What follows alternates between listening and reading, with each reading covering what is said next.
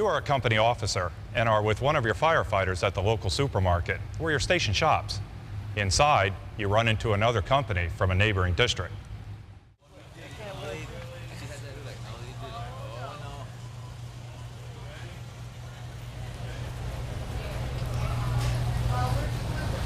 Hey, what's up, fellas? Not much, Cap. Just getting the important stuff. I didn't see your truck. You guys parked out back? Yeah, there's a lot of bugles around here, but there's better produce, though. Yeah, there's a lot of nice melons here, too.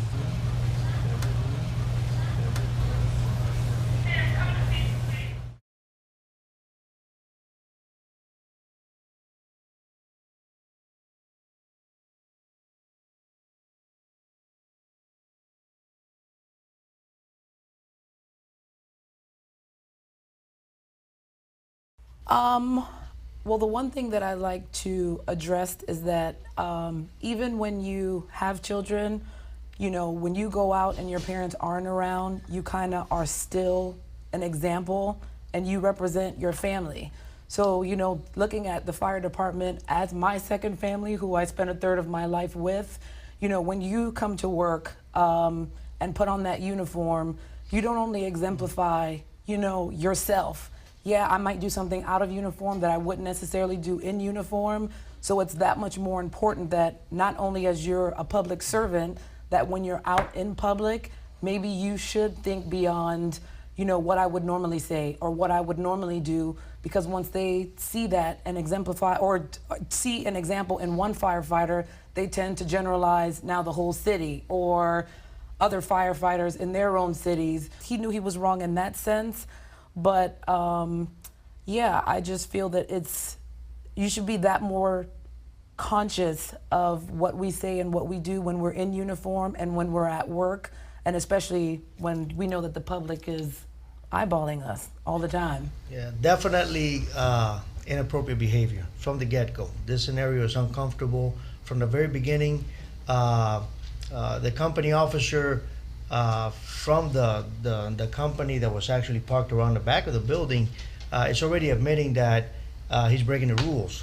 So right there from the get-go is a bad thing. And that's when the officer needs to be a company officer, and he needs to step in there and put a stop to it right then and there, and don't let it advance any further.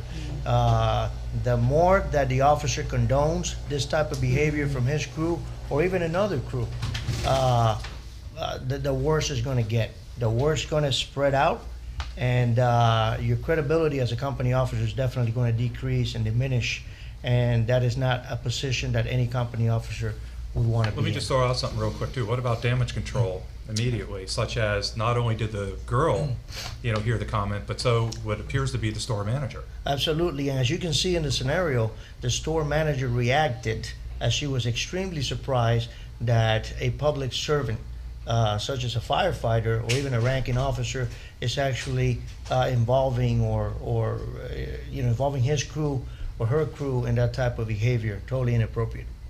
See, I'm glad that the store manager and the young lady involved reacted the way they did. That's the way I would expect the public to react if we act that big a fool out there in front of them.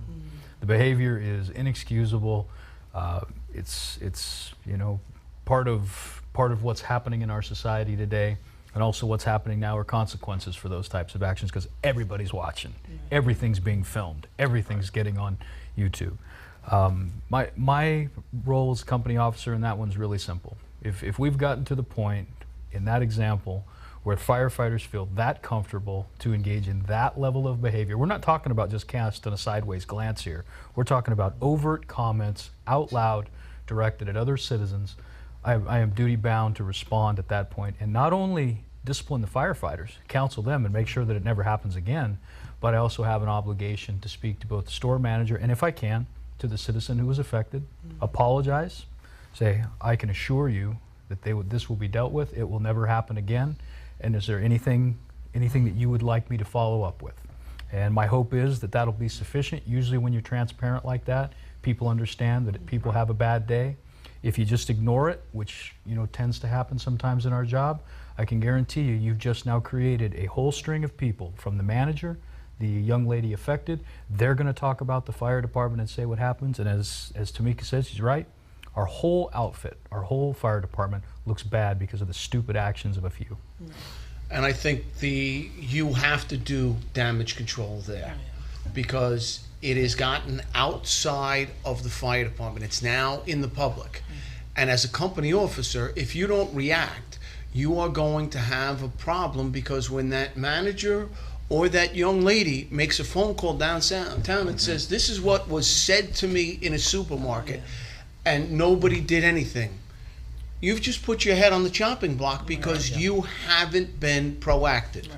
You should have, the firemen should both go out to the rig, you apologize to everybody, and then whatever you do to make this. But I'm going to tell you right now, you have to do something, because you are the adult. You are the officer. You are the person in that room that is responsible.